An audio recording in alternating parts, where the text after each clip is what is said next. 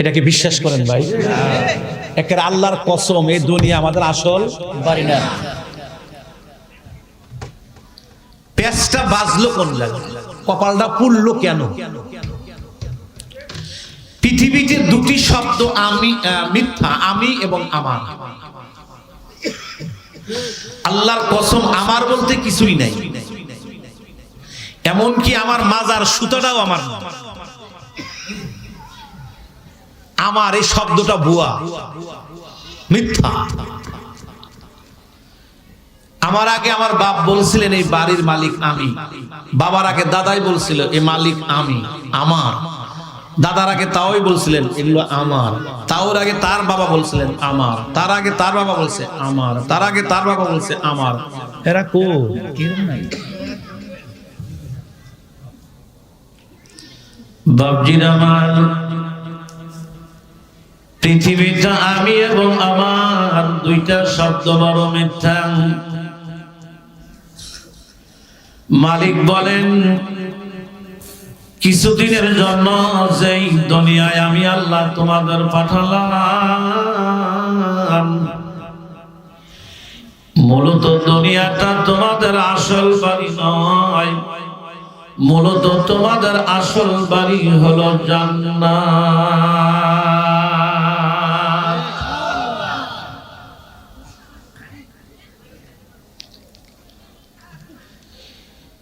কিছুদিনের জন্য পাঠাইলাম, সে জায়গায় তোমরা ছিলা তোমাদের বাবা আর মায়ের সাথে। আমি জিজ্ঞাসা করতে চাই, জবান খুলে বলেন তো আমাদের আব্বা আর মার নাম কি?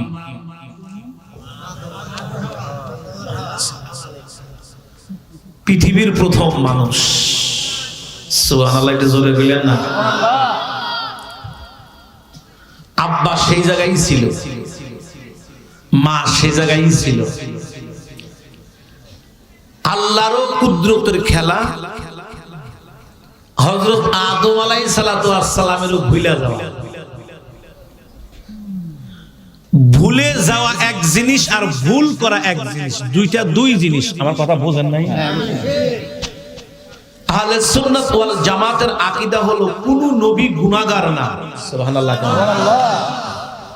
সমস্ত নবীরা মাসুম। সুবহানাল্লাহ কয় না রে?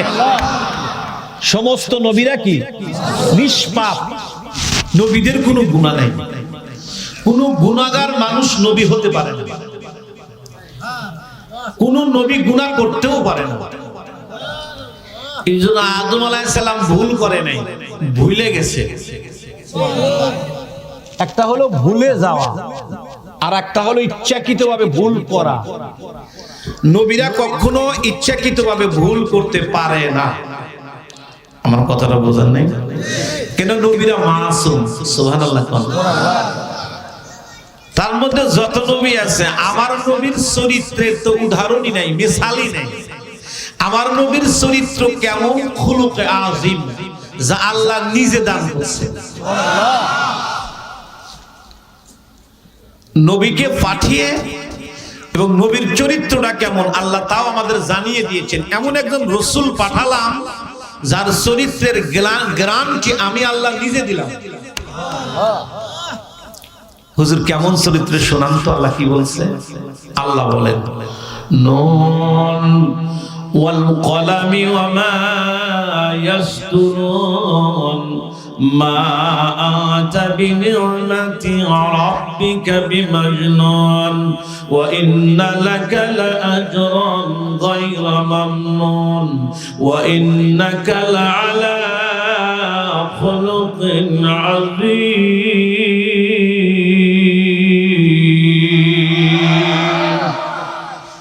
বাজান, পৃথিবীর মধ্যে তিন ধরনের চরিত্র কোরআন সুন্নাহ পড়লে যা বোঝা যায়। খুলুকে হাসানা, খুলুকে কারিমা।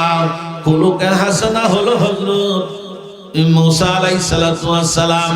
খুলুকে কারিমা হলো হযরত ঈসা আলাইহিস সালাম, আর খুলুক আজিমা হলো তোমার আমার পয়গম্বর জনাবে মুহাম্মদুর রাসূলুল্লাহ সাল্লাল্লাহু আলাইহি ওয়াসাল্লাম। নবীর চরিত্র এত সুন্দর, সুবহানাল্লাহ। এই জন্য নবী জীবনে কোনদিন মিথ্যা বলেন নাই। মক্কার তার সবচেয়ে বড় যারা শত্রু তারা সাক্ষী দিয়েছেন আল আমিন। এই জন্য রাসূল কখনো মিথ্যা বলেন নাই। এই জন্য নবীরা কখনো গুনাহ করেন না। তো নবী ভুলে গেছেন এই গাছের নিকটে যায় না, তিনি ভুল করে চলে গেছেন, খেয়েছেন, চলে আসছেন। এই বিষয়টা নিয়ে মুসা আলাইহিস সালাম এবং আদম আলাইহিস সালামের মধ্যে একদিন তর্ক হচ্ছে। আব্বু, আপনি যদি এই কাজটা না করতেন আমরা জান্নাতেই থাকতাম আর দুনিয়া আসতাম না। দুনিয়ায় কত বেজাল, কত অশান্তি। আপনারা বলেন দুনিয়া শান্তি জায়গা না অশান্তি জায়গা? দুনিয়া এমন একটা জায়গা, এই জায়গা শান্তির তালিবর্ষাও খুঁজে পাবেন না। এটা কিন্তু মাথায় রাখেন। যে সমস্ত জিনিসে মানুষ শান্তি তালাশ করে এটা বেশি হলেই বরং অশান্তি। যেমন একটু ঠান্ডা পানি দরকার, আর গলা শুকিয়ে গেছে, খুব গরম, এক গ্লাস পানি এটা পারফেক্ট ছিল আমার জন্য, এটাই স্বাভাবিক, বাস খুব আরামদায়ক। এই পানিতে যদি বাড়তে বাড়তে 88 হয়, বেশি হয়, শান্তি না অশান্তি? কম ছিল, এক গ্লাস ছিল আমার জন্য শান্তি ছিল, কিন্তু 88 হওয়ার কারণে এখন আমি পানিতে বাসতেছি। নাম্বার 2, খুব গরম লাগছে, একটু ঠান্ডা বাতাস হলে আমার জন্য পারফেক্ট ছিল। এইটাই যদি 1000 কিলোমিটার জোরে আসে, শেষ মুহূর্তে আমিও নাই, আমার বাড়িও নাই। কথা কয় না? পৃথিবীতে সবচেয়ে মজা হলো আল্লাহ কোরআনে বলছেন রাখছে মেয়েদের ভিতরে, অর্থাৎ স্ত্রী, নেককার স্ত্রী। স্বামীর জন্য সবচাইতে আনন্দদায়ক এবং আরামদায়ক এবং সবচেয়ে পছন্দের জিনিস, আরামের জিনিস একে অপরের জন্য। কিন্তু দুইটা বিয়ে করে দেখেন, কথা কয় না। আমি কিন্তু ফতোয়া দিলাম না, সত্যি জানি করেন না। আম্মারা কিন্তু আমাকে ওই মিছিল করলো যে হুজুর কোন ফতোয়া দেয়, এই জামানায় 2 বিয়ে না করাই ভালো। থানবী বলছেন এ বেজাল। বিবি একটা ভালো, যদি 2টার চেয়ে 3টা হয় তাহলে দেখবেন জাহান্নাম দুনিয়াতে। যাদের ছেলে মেয়ে হয় না আমার কাছে কত দোয়া চায়। এই ছেলে মেয়ে যখন হয়, আপনার 10 বিঘা জমি, ছোট ছেলের নামে 5 বিঘা বেশি দিয়ে, বাদ বাকি ছেলে দেখে মাথা ঠিক রাখি। কেউ কেউ মনে করতে পারি না হুজুর নেতৃত্বের মধ্যে বেশি শান্তি, ক্ষমতা। যদি ক্ষমতার মধ্যেই শান্তি হয়, পূর্বের সরকার কোন জায়গায় গেছে? আরে ভাই আমি বোঝানোর জন্য বলতেছি। তাহলে নেতৃত্বের মধ্যে কি শান্তি আছে? আমরা তাও যে কোনো জায়গায় ঘুমাইতে পারি, আমার পিছনে কেউ দৌড় জাপ নাই। কিন্তু যারা নেতৃত্ব দেন দেখবেন যে এই খুব রয়্যাল বেঙ্গল টাইগার, কিছুদিন পরে আবার দেখবেন বিলাই। এটা হইলো? তাহলে এর মধ্যে কি শান্তি আছে? হুজুর ভালো মন্দ খাওয়ার মধ্যে মজা, আপনারা যে ভালো মন্দ খান হুজুর একদিন একটু এই পর্যন্ত খায়া দেখেন তো। তাহলে খাওয়ার মধ্যে কি শান্তি আছে? তাহলে শান্তি কোন জায়গায় আমার বলেন তো একটু দেখি। আচ্ছা কি এই দুনিয়াতে শান্তি নাই? এই জন্য হযরত মুসা আলাইহিস সালাম আদম আলাইহিস সালাম, আব্বা আপনি যদি ওই গাছ না খাইতেন, ফল না খাইতেন, আমাকে এত কষ্ট হইতো না। ওনা আদম আলাইহিস সালাম কইছে, এ বেটা আমি যে খাইছি পাইলাম না। কয় আমার কিতাবের মধ্যে। কয় তোমার কিতাবের মধ্যে পাইছো? তোমার কিতাব আমার কত হাজার বছর আগে সৃষ্টি, কত কমপক্ষে 50 থেকে 50,000 বছর আগে। কয় তো আমার সৃষ্টির 50,000 বছর আগেই তো লেখা ছিল আমি খাবো। আমার কি দোষ? খেলাটা দেখছেন? মাওলার খেলা দেখছেন? মালিকের ইচ্ছা। সেই জায়গায় খাইছে আব্বা, আল্লাহ কয় যে আর হইতো না, কুল নাহবিতু মিনহা জামিআ, তুমি সহ তোমার ছেলে মেয়ে যা আছে 14 গোষ্ঠী সহ নামে যাও, যাও বেস্ট থেকে নামো। আমি একটু, আপনারা জ্ঞানী শ্রোতা, তার আসে যতগুলি মাহফিল করে, ওই দিন তালম মাদ্রাসায় গেছে, তালম আছে না, তার আসে বিশাল তাফসীর মাহফিল, হাজার হাজার শ্রোতা সে জায়গায় ছিল, আমি প্রধান বক্তা ছিলাম, 2 বছর সে জায়গায় মাহফিল করলাম, অনেক শ্রোতা। তো আজকের শ্রোতা আমার কাছে মনস্মত এবং ভদ্র শ্রোতা, আলহামদুলিল্লাহ। মানে আপনাদের শোনার আগ্রহ আর সিস্টেম ভালো, একেবারে দেখার মতো পারফেক্ট। আমার মনে হয় আল্লাহ পাকে মাহফিলকে কবুল করতেছেন, আমিন। মাশাআল্লাহ, খুব খুশি লাগতেছে। তো এই জন্য আমি যে কথাটা বলতেছি, আমি আপনাদের কাছে জিজ্ঞাসা করতে চাই, বলেন বেহেশতের থেকে নামলো কয়জন? কে কে জানি? আর আল্লাহ কয় সবাই নামে, কি আজীব, নামলো 2 জন। ইহবিতু, আলেম যারা আছে এরা বুঝবে, জুমার সিগা, আরবিতে 3 বছর, 1 বছর, 2 বছর, বহু বছর। বাংলায় হয় 2 বছর, 1 বছর, বহু বছর। ইংরেজিতেও একই, সিঙ্গুলার প্লুরাল, 1 বছর, বহু বছর। আরবিতে 3 বছর, 1 বছর, 2 বছর, বহু বছর। আমার কথা বুঝলেন নেই? আল্লাহ যদি বলতো ইহবিতা, নামো, 2 জন নামো, তাহলে ঠিক ছিল। আল্লাহ বলছে ইহবিতু, তোমরা সবাই নামো, সুবহানাল্লাহ। নামলো 2 জন, আল্লাহ কা সবাই। কারণ কি? তাফসীরের মধ্যে লেখেন, আমরা যারা বসে আছি কিয়ামত পর্যন্ত যত মানুষ আসবে, আমরা সবাই আব্বা আর আম্মার রহমের মধ্যে ছিলাম। জোরে জোরে গাম সুবহানাল্লাহ। এই জন্য আল্লাহ বলেন তোমরা সবাই নামো।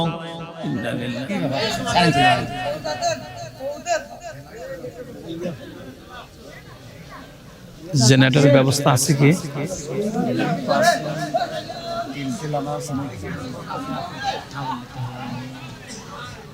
এরা কি চলে যাবে? না না না, কেউ যাবে না। তাহলে প্রথম মেহমানদারি হলো জীবনের সব গুনাহ মাফ। আমি জিজ্ঞাসা করতে চাই, আব্বা বলুন আমাদের গুনাহ আছে না নাই? আজকের এই মাহফিলের উসিলায় যদি আল্লাহ আমাকে মাফ করে দেন, এর চেয়ে সৌভাগ্যবানশালী মানুষ আর নাই। এই জন্য আমি একটু ফজিলত বয়ান করব, আমি একটু সাবজেক্ট ভিত্তিক কথা বলতে চাচ্ছি আজকের এই মাহফিলে। তো বয়ান শুরু করার আগে আমি 3টি জিনিসের অনুরোধ করব, এবং 3টি জিনিস আমি প্রত্যাশিত হব আমাকে দেবেন বলে আমি আশাবাদী হব। নাম্বার 1, আমি যাহা বলবো খুব গভীর মনোযোগ সহকারে শুনবেন। নাম্বার 2, যা শুনলেন কথাগুলি খুব ভালো করে বুঝবেন। নাম্বার 3, আপনি কি শুনলেন আর কি বুঝলেন আজ থেকেই তার সিদ্ধান্ত আমলে বাস্তবায়ন করবেন। তাহলে আমার আশাটা সার্থক, আপনাদের আয়োজনটাও সার্থক। এই জন্য সংক্ষিপ্ত কথা হলো, শুনবেন, বুঝবেন, আমল করবেন। আমার কথা কি বুঝা আসছে? তাহলে এই শীতের মধ্যে বসে থাকাটা কি হবে? সার্থক। আমি 3টি জিনিস আগে কেন চাই না তা সহজে বুঝবার জন্য একটা উদাহরণ পেশ করছি। আপনারা জানেন, কোন মানুষ যখন শরীরে কোনো জায়গায় ব্যথা পায়, ডাক্তার কবিরাজের শরণাপন্ন হয়, নাকি বলেন? ঠিক না ব্যাঠি? ধরে নিন এই ইসলামপুর গ্রামের কোনো মানুষ সিরাজগঞ্জ সদরে গিয়ে একটু পিছিলে পড়ে গিয়ে মাজায় ব্যথা পেয়েছে, চলে আসছে ডাক্তারের কাছে। ডাক্তার বিস্তারিত শুনে তাকে স্কয়ারের একটা মলম লিখে দিয়ে আর অর্স করলেন, ভাইও এই মলমটি আপনি সেই স্থানে লাগাবেন যে স্থানে আপনি ব্যথা পেয়েছেন। এটা 3 দিন লাগাবে। রোগী বাড়িতে গিয়ে চিন্তা করলো, ডাক্তার আমাকে ওয়াজ করেছে, আমিও শুনেছি সুস্থতার জন্য এই মলমটা 3 দিন লাগাতে হবে সেই স্থানে যে জায়গায় আমি ব্যথা পেয়েছি। এই রোগী বেচারা প্রতিদিন সিএনজিনে সেই সিরাজগঞ্জ শহরে যায়। শহরে গিয়া ওই স্থানে মলম লাগায় যে স্থানে সে পড়ে গেছে। আমার কথা কি বোঝেন? 3 দিন লাগাইতে বলছে, 3 দিন লাগাইয়া মলম শেষ। তাতে তো ব্যথা ভালোই হয়েছে না ভাই? ব্যথা সারা তো দূরের কথা, আরো তীব্র ব্যথা। রোগী রেগে গেছে, 1000 টাকার ভিজিট নিল, ঘটনাটা ঘটলো। ডাক্তার শুনছিলাম ভালো ডাক্তার, আপনি কি গোড়ার ডিম ওষুধ দিলেন, সারা তো দূরের কথা একটু কমেও নাই। ডাক্তারও আশ্চর্য, কি কয় না সারলে তো কমার কথা। আচ্ছা মলম দেখি, মলম শিখতে শিখতে মলমের সব শেষ। ভাই কোন স্থানে লাগাইছেন দেখি তো। দাঁড়ান তাহলে একটা সিএনজি নিয়ে আসি। ডাক্তার আশ্চর্য, বেটা কি কয়, শরীরের স্থান দেখতে সিএনজি লাগবো কেন? হ্যাঁ ভাই কি বলেন? কেন ডাক্তার আপনি বলছেন না আমি যেই স্থানে পড়ে গেছি সেই স্থানে লাগাতে হবে? বলে আমি তো এটা বলিনি, আপনি শরীরের স্থানে লাগাইতে বলছি যেই জায়গায় ব্যথা হয়েছে। বুঝে থাকলে বলুন, এই রোগী যদি কিয়ামত পর্যন্ত এই মলম ওই জায়গায় লাগায় সুস্থ হবে? আচ্ছা ডাক্তার কি ওয়াজ ভুল করেছিল? ওয়াজ ঠিকই করেছিল, রোগীও শুনেছিল, কিন্তু রোগী বোঝে নাই। না বোঝার কারণে আমল ঠিক হয়নি। আমল ঠিক না হওয়ার কারণে ব্যথাও। অর্থাৎ উদাহরণ দিচ্ছি এই জন্য যে আমি ওয়াজ করব, শুনবেন বুঝবেন না, অথবা শুনবেন বুঝবেন আমল করবেন না, এরকম মাহফিল 19 বছর কেন? কিয়ামত পর্যন্ত যদিও হয় আমাদের আমল ঠিক হবে না। এই জন্য শুনবো, বুঝবো, আমল করব। বলেন ইনশাআল্লাহ। কে কে রাজি? একটা তাকবীর লাগান জোরে করে দেখি এবার। একজন বলেন লিল্লাহে তাকবীর, বাদ বাকি গুলা বলবেন আল্লাহু আকবার।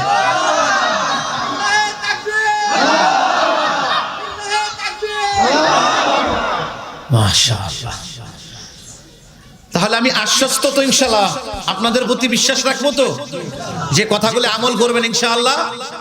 আমিও আল্লাহর কাছে দোয়া করতেছি, আল্লাহ এত কষ্ট করে রাখছে, তুমি আমার একটা শ্রোতাকে খালি ফিরিয়ে দিও। আজকে খুব কান্না করবেন ইনশাআল্লাহ। দেখি পুরা কপাল জোড়া লাগে কিনা। এই জন্য আমি আপনাদের সম্মুখে কালামে হাকিম থেকে একখানা আয়াতে কারিমা তেলাওয়াত করেছি। আমি যে আয়াতে কারিমা তেলাওয়াত করেছি এই আয়াতের তরজমা করার আগে আপনাদের এতটুকু বুঝাইতে চাই, বর্তমান যে দুনিয়াতে বাস করছি এই দুনিয়াটা আমাদের আসল বাড়ি না।